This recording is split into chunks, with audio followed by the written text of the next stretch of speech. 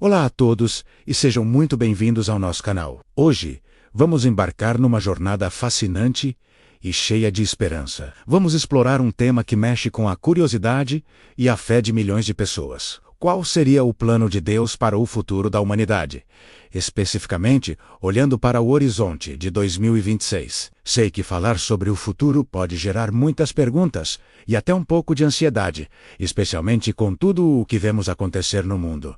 Crises, conflitos, mudanças climáticas. É natural nos perguntarmos para onde estamos indo. Mas e se eu te dissesse que, mesmo em meio ao caos, existe um plano maior, um propósito divino que guia a história? Neste vídeo, não vamos fazer previsões apocalípticas, nem tentar adivinhar o dia e a hora de eventos específicos. Isso, como sabemos, pertence somente a Deus. O nosso objetivo é outro. Vamos mergulhar nas Escrituras, conectar os pontos entre as profecias e os princípios eternos da Bíblia para entender a direção que Deus aponta para nós. Queremos decodificar as mensagens de esperança, restauração e propósito que Ele tem para a humanidade. Muitas pessoas se perguntam se 2026 terá algum significado especial. Existem várias teorias e cálculos que circulam por aí, alguns baseados em calendários antigos, outros em interpretações proféticas. Embora seja interessante estudá-los, nosso foco aqui será nos temas centrais que a Bíblia apresenta para o tempo do fim. E o mais importante deles é a preparação. Pense comigo.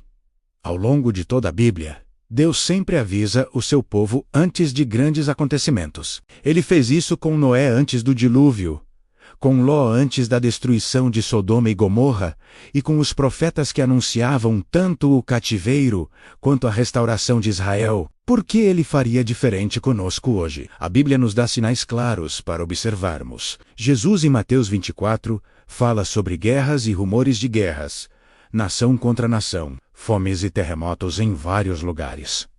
Ele diz que tudo isso seria o princípio das dores, não o fim em si, mas sinais de que algo novo está para nascer. E não podemos negar que estamos vendo uma intensificação desses sinais nos nossos dias. A tecnologia nos permite saber em tempo real sobre conflitos em lugares distantes. Desastres naturais parecem mais frequentes e intensos, e a instabilidade política e social é uma realidade global. Mas aqui está o ponto-chave que muitas vezes perdemos. Jesus não contou tudo isso para nos assustar. Ele contou para nos preparar. Logo depois de listar esses sinais difíceis, ele nos dá uma promessa incrível. E este evangelho do reino será pregado em todo o mundo como testemunho a todas as nações. E então virá o fim. Isso é poderoso. Isso significa que o nosso papel como humanidade e como cristãos é crucial neste tempo. O plano de Deus para o futuro não é apenas sobre o que vai acontecer, mas sobre o que estamos fazendo agora. A grande comissão, a tarefa de levar a mensagem de amor, esperança e salvação a cada canto do planeta, está mais ativa do que nunca. E é aqui que 2026 entra como um marco simbólico interessante. Pense na aceleração da tecnologia. A internet, as redes sociais, a inteligência artificial, tudo isso pode ser usado para acelerar a disseminação do Evangelho de formas que as gerações passadas nem sonhariam. Uma pessoa hoje pode alcançar milhões com uma única mensagem. Bíblias podem ser traduzidas para dialetos remotos com a ajuda de software.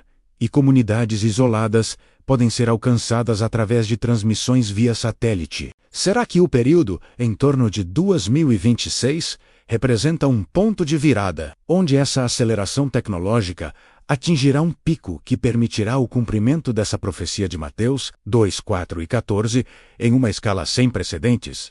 É uma possibilidade fascinante. O plano de Deus muitas vezes utiliza as ferramentas e as circunstâncias de cada época para cumprir seus propósitos eternos. Além da pregação do Evangelho, outro tema recorrente nas Escrituras sobre o futuro é o avivamento e a restauração. O profeta Joel fala de um tempo em que Deus derramaria o seu espírito sobre toda a carne. Nossos filhos e filhas profetizariam.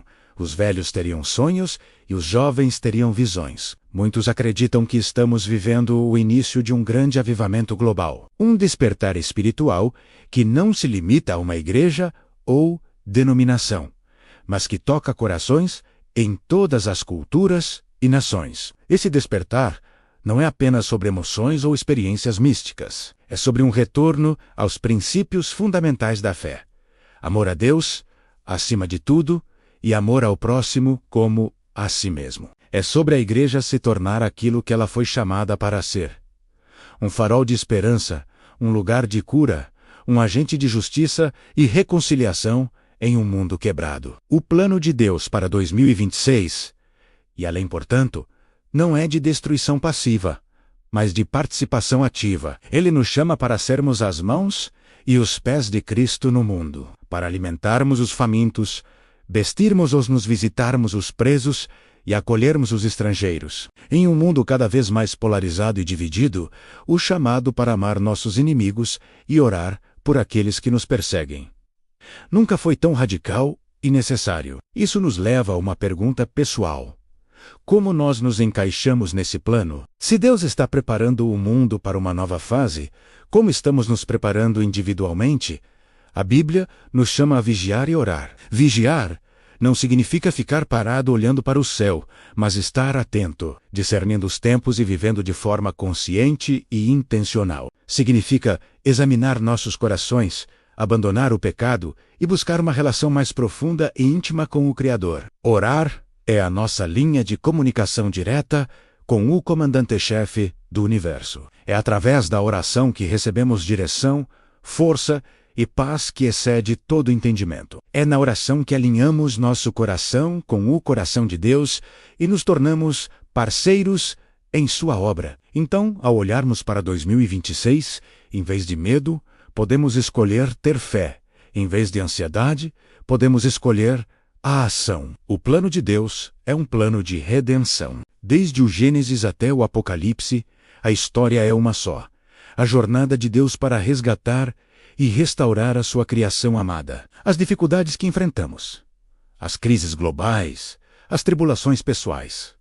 Nada disso pega a Deus de surpresa. O apóstolo Paulo nos lembra em Romanos 8 que toda a criação geme e está juntamente com dores de parto até agora. As dores de parto são intensas, mas elas anunciam a chegada de uma nova vida. E a promessa é que essa nova vida, a nova criação de Deus, será gloriosa, livre de dor, de lágrimas e de morte. O plano de Deus para o nosso futuro é, em última análise, um plano de esperança. É a esperança da volta de Cristo, a esperança da ressurreição, a esperança de novos céus e nova terra onde habita a justiça.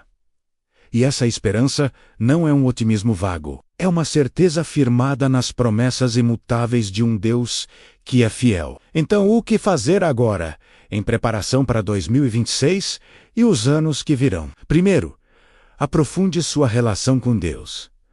Leia a sua palavra. Não como um livro de regras, mas como uma carta de amor e um manual para a vida. Passe tempo em oração, não apenas pedindo coisas, mas simplesmente conversando com Ele, ouvindo a sua voz. Segundo, conecte-se com uma comunidade de fé. Não fomos feitos para caminhar sozinhos. Precisamos uns dos outros para nos encorajar, nos fortalecer e nos mantermos firmes no caminho. A igreja local é o plano de Deus para o crescimento e a proteção do seu povo. Terceiro, encontre o seu propósito na grande missão. Você tem dons e talentos únicos que Deus quer usar para abençoar o mundo. Seja através da sua profissão, do seu voluntariado, da sua família ou do seu ministério. Você é uma peça essencial no quebra-cabeça de Deus. Descubra onde você se encaixa e comece a agir. Decodificar o plano de Deus para o futuro não é sobre ter todas as respostas, mas sobre confiar naquele que tem. É sobre trocar o medo pela fé, a passividade pela ação e a ansiedade pela esperança. 2026 pode ou não ser um ano profeticamente significativo, mas cada dia que temos é um presente e uma oportunidade para participar do incrível plano de Deus para a humanidade. A história está caminhando para o seu clímax glorioso, e nós temos o privilégio de viver nestes tempos decisivos e de fazer parte desta grande aventura divina. Muito obrigado por assistir e por refletir sobre essas coisas comigo. Espero que esta mensagem tenha trazido esperança e encorajamento ao seu coração. Sebok. Gosto, não se esqueça de deixar o seu like, compartilhar com alguém que precisa ouvir isso e se inscrever no canal para não perder nossos próximos vídeos. Que Deus abençoe ricamente a sua vida e te encha de paz e propósito. Até a próxima!